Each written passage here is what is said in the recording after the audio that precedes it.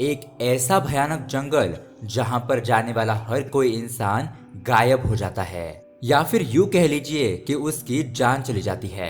लेकिन ऐसा कौन सा राज छुपा है उस जंगल में जिससे कि लोग वहां से वापस ही नहीं लौटते। अब इस बात की इन्वेस्टिगेशन करने के लिए कुछ पुलिस ऑफिसर वहां पर जाते हैं। तो अब उनके साथ क्या होता है और क्या ये लोग उस जंगल का भयानक राज पता कर पाएंगे, यही देखेंगे हम आज की जबरदस्त थ्रिलर कहानी में। दोस्तों, इस मूवी की कहानी बहुत ही ज्यादा कमाल की है, इसीलिए वीडियो को एंड तक जरूर देखना। तो दोस्तों, मेरा नाम है किरण और आप देख रहे हैं हॉरर बॉक्स हिंदी। अगर आपको भी ऐसे ही सस्पेंस थ्रिलर मूवी देखना पसंद है तो हमारे चैनल को सब्सक्राइब जरूर कीजिए, क्योंकि हम आपके लिए ऐसे वीडियोस लाते रहते हैं। तो चलिए अब बिना किसी देरी के शुरू करते हैं आज की कहानी। कहानी की शुरुआत होती है और हमें 25 दिसंबर 1995 की कहानी दिखाई जाती है, जहां पर हम एक बहुत ही ज्यादा घायल लड़की को जमीन से बाहर आता हुआ देखते हैं। वो बहुत ही ज्यादा घबराई हुई थी और ऐसा लग रहा था कि वो किसी से दूर भाग रही हो। उसके कुछ ही देर में हम वहां पर एक शख्स को जंगल में देखते हैं, जहां पर उसके सामने एक पेड़ पर खून लगा हुआ था। उसके बाद वो आदमी उस कार की तरफ जाता है, लेकिन इससे पहले वो वहां पर पहुंच पाता उस पर कोई हमला कर देता है। अब यहाँ पर क्या चल रहा था और ये कौन है जो सबको मारना चाहता है, अब ये सब कुछ जानने के लिए हमें करीब करीब 12 दिन पहले की कहानी दिखाई जाती है, जहाँ पर हम कार्तिक और अंजना नाम के एक कपल को देखते हैं। अब यहाँ पर दरअसल इन दोनों की शादी तो नहीं हुई थी, लेकिन ये दोनों रिलेशनशिप में थे। हमें पता चलता है कि कार्तिक का बर्थडे आने वाला है और वो इसी मौके पर अपनी गर्लफ्रेंड अंजना को वेकेशन पर ले जाना चाहता है, जिसके लिए वो आज कहीं पर घूमने जाने वाले हैं। और यही सारी बातें अंजना अपनी दोस्त को बता रही होती है। तभी वहाँ पर कार्तिक आ जाता है और वो अंजना से कहता है कि जल्दी करो बाबा, हमें निकलना है वरना देर हो जाएगी। फिर ये दोनों अपनी ट्रिप के लिए निकलते हैं। रास्ते में कार्तिक अपने लिए एक शॉप से ड्रिंक लेकर आगे बढ़ता है। उसके बाद वो दोनों एक पेट्रोल पंप पर पहुंचते हैं और वहां पर अपनी गाड़ी की टंकी फुल कर लेते हैं और वो अंजना के साथ एंजॉय करते हुए आगे बढ़ने लगता है। अब लगभग यहाँ पर शाम का समय होने वाला था और ये दोनों जंगलों की तरफ से अपने डेस्टिनेशन की तरफ बढ़ रहे थे। तब ये दोनों एक बहुत ही बड़े घने जंगल में आ जाते हैं और वो उस जंगल के एक ऐसे पॉइंट पर आ जाते हैं जहाँ पर उनके सामने दो रास्ते थे। लेकिन यहाँ पर कार्तिक से बहुत बड़ी गलती हो जाती है और वो गलत रास्ता चुन लेता है। जब ये दोनों थोड़ा आगे बढ़ते हैं तो वहाँ पर साइड में लगा हुआ बोर्ड हमें दिखाया जाता है और उस पर साफ साफ लिखा हुआ था कि ये रास्ता सभी के लिए बंद है। लेकिन अपना बेचारा कार्तिक इसे पढ़ नहीं पाता और वो दोनों उस बोर्ड को नजरअंदाज करके आगे बढ़ जाते हैं। खैर, अब उस रास्ते से थोड़ा अंदर जाने पर वो दोनों अपना कैंप लगाने का फैसला करते हैं। अब यहाँ पर रात हो चुकी थी और मौसम भी बहुत ज्यादा रोमांटिक बन रहा था, इसीलिए वो दोनों वहाँ पर एक दूसरे के साथ इंटीमेट हो जाते हैं। उसके कुछ देर के बाद कार्तिक अपनी कार से बाहर आता है और उससे वहाँ पर ऐसा लगने लगता है कि उसके आसपास कोई है, इसीलिए वो बहुत ज्यादा डर जाता है क्योंकि ये सुनसान जंगल है, यहाँ पर कुछ भी हो सकता है। ऐसे काले घने अंधेरे जंगल में किसी की भी फट जाती है। अब वो डर के मारे तुरंत ही कार में जाकर बैठ जाता है। उसके बाद अब यहाँ पर अंजना जो अब तक सो रही थी वो कुछ आहट से जग जाती है और कार से बाहर जाने लगती है। तभी कार्तिक उसे ऐसा करने से मना करता है, लेकिन वो उसकी एक भी बात नहीं सुनती और बेवकूफ वाली हरकत करके बाहर चली जाती है। और उसके बाद वो एक और गलती करती है कि वो बाहर जाकर खड़ी हो जाती है। तभी अचानक उसके ऊपर कोई हमला कर देता है और अब ये देखने के बाद उसे बचाने के लिए कार्तिक भी बाहर आता है और यहाँ पर ये दोनों फंस जाते हैं। अब ये सीन यहीं पर कट हो जाता है और उसके अगले सीन में हम देखते हैं कार्तिक और अंजना ये दोनों एक गुफा के अंदर बेहोश पड़े हुए थे। यहाँ पर इस गुफा को देखने पर ऐसा लग रहा था कि ये गुफा किसी इंसान ने बनाई हो। अब यहाँ पर अंजना की आंख खुलती है तो वो कार्तिक को वहाँ पर बेहोश पाती है, लेकिन फिर वो कैसे भी करके उस गुफा से बाहर निकलने का रास्ता ढूंढने लगती है। तब तक यहाँ पर कार्तिक को भी होश आ जाता है। अब यहाँ पर दूसरी तरफ हमें अंजना के हॉस्टल के वार्डन को दिखाया जाता है, जो कि अंजना के 2 दिन से मिसिंग होने की रिपोर्ट लिखवाने के लिए आई हुई थी। वो वार्डन पुलिस ऑफिसर से रिपोर्ट लिखने के लिए कहती है और उन्हें यहाँ पर यह भी बताती है कि अंजना अपने बॉयफ्रेंड के साथ घूमने के लिए गई है। अब उस वक्त थाने में इंचार्ज ऑफिसर सालेम होता है। ऑफिसर सालेम उन्हें कहता है कि 2 दिन ही हुए हैं, ये कोई लंबा समय नहीं है और कोई भी 2 दिन के लिए घूमने के लिए जा ही सकता है। मुझे तो ये नॉर्मल बात लग रही है, आप टेंशन मत लीजिए, आपकी अंजना वापस जरूर आ जाएगी। अब वो वार्डन सोचने लगती है कि हाँ, शायद यही हो सकता है, इसलिए अब वो वहाँ से जाने लगती है। लेकिन जाते जाते वो सालेम से कहती है कि सर, अंजना का बॉयफ्रेंड यहाँ के एक्स मिनिस्टर गुरुमूर्ति का बेटा कार्तिक है। अब ये बात सुनने के बाद सालिम के कान खड़े हो जाते हैं और वो थोड़ा सीरियस हो जाता है, क्योंकि दोस्तों अगर अंजना मिसिंग है यानी कि कार्तिक भी मिसिंग होगा। ये सोचकर सालिम अपने ऑफिसर विघ्नेश के साथ जल्द से जल्द इस केस पर इन्वेस्टिगेशन शुरू कर देता है। उसके बाद ये सभी कार्तिक के घर पर जाते हैं, जहाँ पर इन लोगों को कुछ खास सबूत तो नहीं मिल पाता, लेकिन वहाँ पर ऑफिसर विघ्नेश बहुत ही अच्छी तरीके से ऑब्जर्वेशन करता है, जिससे कि विघ्नेश को ये पता चलता है कि कार्तिक को कितने बजे अंजना का कॉल आया था और वहाँ से कितनी देर के बाद वो दोनों वेकेशन पर निकले थे। अब वो कार्तिक के लास्ट कॉल को ट्रैक कर लेता है, जिससे कि उन्हें पता चलता है कि कार्तिक का फोन स्विच ऑफ होने और उसे वेकेशन से निकलने के बीच सिर्फ 1 घंटे का डिफरेंस है, तो इसलिए वो ज्यादा दूर नहीं गए होंगे। और ये बात बिल्कुल भी सही थी। उसके बाद पुलिस ऑफिसर उन दोनों को ढूंढने के लिए आगे निकल जाते हैं। यहाँ इस तरफ हम कार्तिक और अंजना को उस गुफा के अंदर देखते हैं, जो कि बहुत ज्यादा घबराए हुए थे और चिल्ला चिल्ला कर मदद मांग रहे थे, लेकिन उनकी आवाज तो किसी को सुनाई नहीं दे रही थी। तभी अचानक ऊपर से उस गुफा का रास्ता खुल जाता है, जिसे देखकर ऐसा लग रहा था कि गुफा के अंदर आने का यही रास्ता है। फिर वहाँ पर एक आदमी अंदर आता है और यह आदमी बहुत ही ज्यादा भयानक होता है, एकदम जंगली। लगता है कि इसी इंसान ने इन दोनों को यहाँ पर कैद किया है। अब कार्तिक उसको देखकर उस पर हमला कर देता है, लेकिन वो इंसान बहुत ज्यादा ताकतवर था, जिस वजह से वो कार्तिक को बहुत ही बुरी तरीके से मारने पीटने लगता है। और उसके बाद वो अंजना के साथ गलत काम करने की कोशिश करता है। वो उसे जबरदस्ती किस करने लगता है। अब ये सब कुछ देखकर कार्तिक को बहुत ज्यादा गुस्सा आ रहा था, लेकिन वो बेबस था। वो वहाँ पर रो रहा होता है, क्योंकि वो कुछ भी नहीं कर पाता। यहाँ इस तरफ हम ऑफिसर को देखते हैं, जो कार्तिक को ढूंढते ढूंढते उसी शॉप तक पहुंच जाते हैं, जिस शॉप से कार्तिक ने ड्रिंक ली थी। फिर उस शॉप से उन्हें पता चलता है कि कार्तिक और अंजना किस डायरेक्शन में चले गए। वो भी उसी तरफ आगे बढ़ने लगते हैं। वहाँ से ये पुलिस ऑफिसर उस पेट्रोल पंप पर पहुंच जाते हैं, जहाँ से कार्तिक ने अपनी कार में पेट्रोल भरवाया था। अब ये ऑफिसर सही रास्ते से आगे बढ़ रहे थे, लेकिन जब ये उस 2 रास्ते वाले पॉइंट पर पहुंच जाते हैं, तो सलीम यहाँ पर सोचता है कि कार्तिक ने इस बोर्ड को पढ़ा होगा, इसलिए वो तो इस रास्ते से नहीं गया होगा। और ये लोग दूसरा रास्ता चुन लेते हैं, जो शहर की तरफ जाता है। और ये ऑफिसर कल उस जगह पर जाकर चेकिंग कर लेंगे, ऐसा सोचकर अपनी कार को वापस स्टेशन की तरफ मोड़ लेते हैं। यानी कि अब अंजना और कार्तिक के पास मदद इतनी जल्दी नहीं पहुंचने वाली थी। उन दोनों को वहां पर टॉर्चर और भी ज्यादा सहना होगा। लेकिन यहाँ पर सवाल ये है कि वो आदमी कौन है और आखिरकार वो उन दोनों को तकलीफ क्यों दे रहा है। इसके बारे में हमें कहानी में आगे पता चलेगा। उसके बाद हम उस आदमी को गुफा के बाहर बहुत ही खुशी से ढोल बजाते हुए देखते हैं। उसकी ऐसी खुशी देखकर ऐसा लग रहा होता है कि मानो उसने ऐसा कुछ हासिल कर लिया जिससे कि वो बहुत सालों से इंतजार कर रहा हो, जो अब जाके उसे मिल गया हो। लेकिन अब इसी बीच अंजना और कार्तिक उस ऊपर वाले रास्ते से बाहर आ जाते हैं और फिर क्या था, वहाँ से तुरंत भागने की कोशिश करने लगते हैं। लेकिन उनकी ये चाल नाकामयाब हो जाती है, क्योंकि उस आदमी को तो जंगल का चप्पा चप्पा मालूम था। इसीलिए वो कुछ ही देर के अंदर उन दोनों को ढूंढ लेता है। फिर वो कार्तिक को बहुत मारता है और उन दोनों को सीधा ऊपर से उस गुफा के अंदर फेंक देता है। अब इस वजह से कार्तिक के सर पर बहुत ही ज्यादा गहरी चोट आ जाती है और वो वहीं पर बेहोश हो जाता है। अब यहाँ इस तरफ हम रात को सालिम को देखते हैं, जो कि इस केस के बारे में बहुत ज्यादा सोच रहा होता है। सोचते सोचते वो इस डिसीजन पर पहुंच जाता है कि अगर किसी बॉयफ्रेंड को अपनी गर्लफ्रेंड को डेट पर ले जाना हो तो वो उसे कहाँ पर ले जाएगा।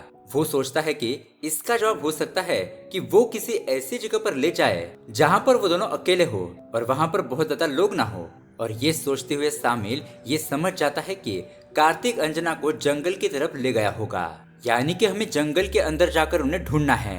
अब अगली सुबह सालिम अपनी इन्वेस्टिगेशन शुरू कर देता है और इस बार ऑफिसर जंगल के अंदर जाते हैं, जहाँ जाने से लोगों को मना किया गया था। अब वहाँ अंदर जाने के बाद उन्हें वहाँ पर कार्तिक की बियर बोतल मिल जाती है, जिससे कि उन्हें अंदाजा हो जाता है कि बिल्कुल वो सही रास्ते पर जा रहे हैं। लेकिन उसके थोड़ा आगे जाते ही वो एक गलत टर्न ले लेते हैं। दरअसल जिस रास्ते से कार्तिक गया था, ऑफिसर उस रास्ते की जगह दूसरे रास्ते पर चले जाते हैं, जिस वजह से उन्हें आगे कोई भी सबूत नहीं मिल पाता और फिर से उन्हें वापस लौटना पड़ता है। अब यहाँ पर हम रात को सालिम को दोबारा से देखते हैं, जो कि इस केस को लेकर बहुत ज्यादा टेंशन में होता है और उसे टेंशन लेना भी चाहिए। आखिरकार मिनिस्टर का बेटा जो गायब हुआ है। अब इसी टेंशन के दौरान सालिम उस वीडियो को बार बार देख रहा होता है, जिसने उसे उस जंगल में रिकॉर्ड किया था। और उस वीडियो में उससे कुछ अजीब दिखाई देता है। उस जंगल में उसे एक जगह पर कोई सी रोशनी दिखाई दे रही थी, मानो कि वहाँ पर किसी ने आग जलाई हो। और दोस्तों, असल में ये उसी जंगली इंसान का ठिकाना होता है। अब सालिम को ये चीज बहुत ज्यादा अजीब लगती है और वो उसी वक्त जंगल में वापस से उन दोनों की तलाश में निकल जाता है, जहाँ जंगल के रास्ते पर उसे वहाँ पर किसी के खून के निशान दिखाई देते हैं, जिससे कि सालिम समझ जाता है ये जगह सेफ नहीं है। इसलिए अब वो अपनी कार से गन लेने के लिए वापस जा ही रहा था, लेकिन तभी पीछे से वो आदमी सालिम पर हमला कर देता है और उसे वहीं पर बेहोश कर देता है। अब उसके अगली सुबह हम ये देखते हैं कि चारों तरफ ये खबर फैल जाती है कि इंस्पेक्टर सालिम और कार्तिक ये दोनों ही मिसिंग है। अब उसके बाद इस केस को संभालने की जिम्मेदारी विघ्नेश अपने कंधों पर ले लेता है। उसके बाद विघ्नेश सालिम की कार और उसकी गन भी ले लेता है। ऐसा लग रहा था कि वो अपने ऑफिसर को बचाने के लिए किसी भी हद तक जा सकता है। अब उसके बाद विघ्नेश सबसे पहले उस जंगल की इंफॉर्मेशन निकालता है, यानी कि इस जंगल की असली कहानी जानने की कोशिश करता है कि आखिरकार यहाँ पर क्या है जिससे कि लोग लापता हो रहे हैं। तब जाके उसे पता चलता है कि लगभग 25 साल पहले एक इंजीनियर की फैमिली इस जंगल में अजीब तरीके से मर गई थी, जिसका कारण कोई एक्सीडेंट बताता है तो कोई जानवर कहता है कि उन्हें किसी जानवर ने मारा है। और उसी समय से इस जंगल में बहुत ज्यादा डरावनी चीजें होना शुरू हो गई थी और उसी दिन के बाद इस जंगल के रास्ते से कोई नहीं जाता और इसलिए वहाँ पर बोर्ड लगा हुआ था कि यहाँ अंदर जाना मना है। लोगों को वहाँ पर किसी के होने का एहसास होता है और लोगों ने ये भी बात कही थी कि वहाँ पर कोई भयानक शक्ति रहती है। और उस हादसे के बाद उस जंगल में लगभग और 7 लोगों की मौत हो गई थी, इसलिए वहाँ अंदर जाने से बिल्कुल भी मनाही कर दी गई। अब उस जंगल की ये सारी इंफॉर्मेशन निकालने के बाद विघ्नेश को शक हो जाता है कि शायद इस जंगल का सच इस इंजीनियर की फैमिली के साथ ही जुड़ा हुआ है। अब उसे पता करने के लिए विघ्नेश पुरानी न्यूज को ढूंढने लगता है, जहां पर उसे इंजीनियर की फैमिली के एक्सीडेंट वाली न्यूज मिल जाती है। उसे ये न्यूज एक न्यूज़पेपर पर मिलती है, जिसके बाद वो उस राइटर के पास पहुंच जाता है जिसने उस टाइम पर इस न्यूज को कवर किया था। लेकिन अब वहां पर जाकर उसे कोई और ही बात पता चलती है। अब उस राइटर से बात करने पर वो राइटर विघ्नेश से कहता है कि यह आर्टिकल तो मैंने ही लिखा था, लेकिन ये मेरा नहीं है। मतलब कि इस आर्टिकल में बहुत सारी अलग अलग बातें भी लिखी हुई थी जो कि मेरी कंपनी वालों ने कट कर दी और आधा सच ही पब्लिश किया। इतना कहते हुए वो राइटर उसको एक बुक देता है जिसमें उस एक्सीडेंट से जुड़ी हुई सारी बातें लिखी हुई थी और वो ऑफिसर विघ्नेश से कहता है कि अगर तुम्हें इसके बारे में जानना हो तो तुम्हें इसे पढ़ना होगा। अब इसके बाद विघ्नेश उस किताब को पढ़ना शुरू कर देता है और यहाँ पर कहानी जाती है फ्लैशबैक में। अब यहाँ पर हमें उस इंजीनियर की फैमिली दिखाई जाती है जो कि बहुत ही ज्यादा सीधी सादी और लविंग फैमिली होती है और उस इंजीनियर का नाम होता है जॉन। जॉन एक कंस्ट्रक्शन इंजीनियर होता है और उस वजह से उसे ज्यादातर रोड और बिल्डिंग्स बनाने का काम मिलता रहता है।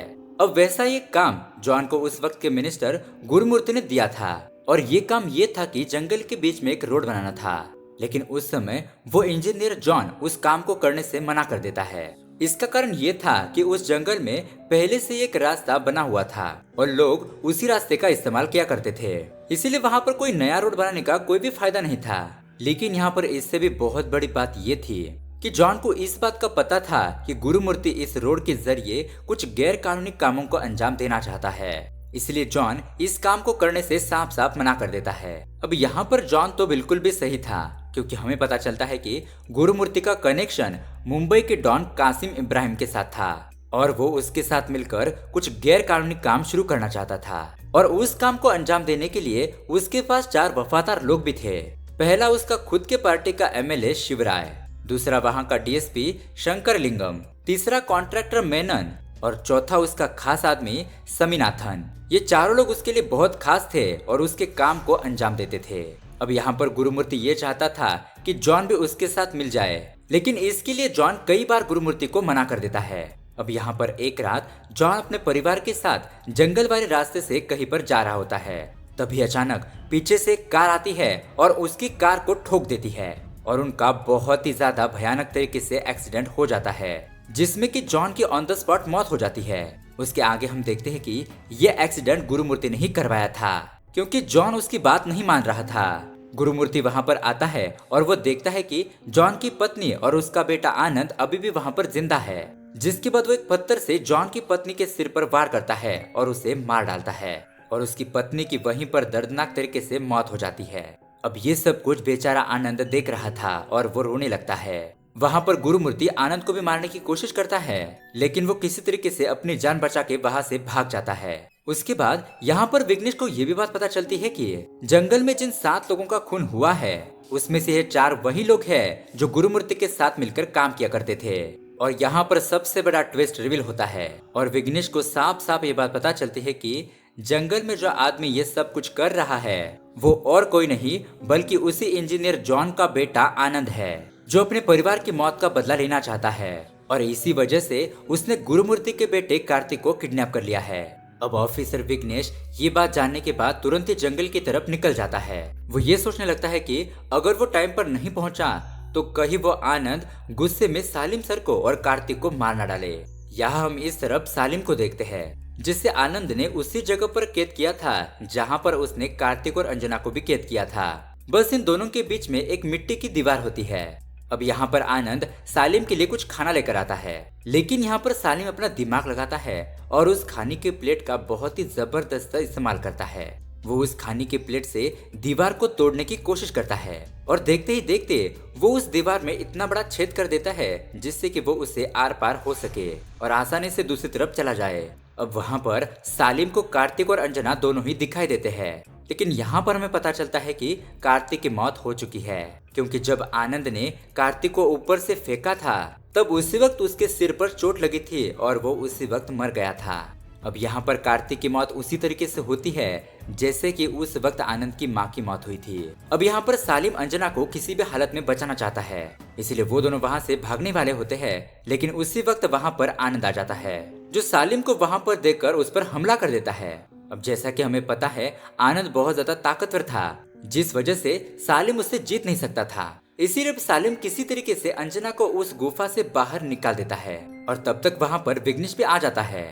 अब वहाँ पर कुछ पेट्रोल के डिब्बे भी गिरे हुए होते हैं, जिन्हें सालिम गुफा से निकालते हुए आनंद पर गिरा देता है और उस गुफा में लगे हुए मशालों से उस गुफा में आग भी लगा देता है। जिसके बाद सालिम खुद तो उस गुफा से बाहर आता है, लेकिन वो बाहर आकर गुफा का दरवाजा बंद कर देता है, जिस कारण से आनंद उस गुफा के अंदर फंस जाता है और उसकी भयानक तरीके से वहीं पर मौत हो जाती है।